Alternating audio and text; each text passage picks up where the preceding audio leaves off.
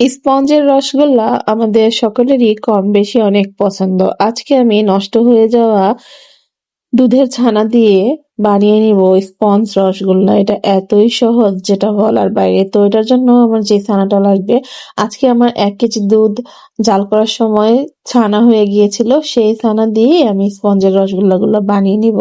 তো ছানাটাকে সুন্দর করে পানি ঝরিয়ে তারপর সুন্দর করে মথে নিয়ে এরকম গোল গোল রসগোল্লার শেপ দিয়ে দিলাম। এখন হচ্ছে যেটা করতে হবে, আমি চুলাতে ১.৫ কাপ পরিমাণ পানি দিয়ে এখানে ৩ টা এলাচি দিয়ে দিয়েছি, আর হচ্ছে চিনি দিয়ে দিব এইরকম ২ চামচ পরিমাণ। এখানে হচ্ছে প্রায় ১ কাপের কাছাকাছি হবে চিনি। তো দিয়ে চিনিটাকে ফুটতে দিতে হবে, মানে পানিটাকে ফুটতে দিতে হবে। তো পানিটা খুব ভালোভাবে ফুটে আসলে, এটা ১ তার ২ তার হওয়ার প্রয়োজন নেই।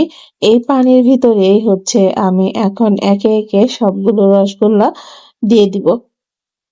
তো এই পানিটা মানে শিরা আসতে হবে না।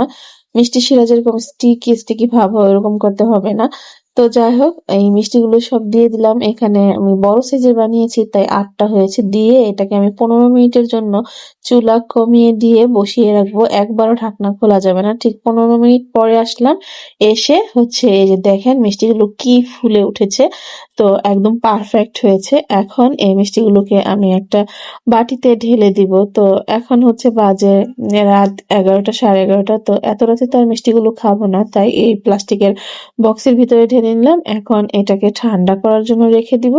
তো পরের দিন ইফতারিতে খাবো আর কি। তো আমার এই স্পঞ্জের রসগোল্লা আপনাদের কাছে কেমন লাগলো?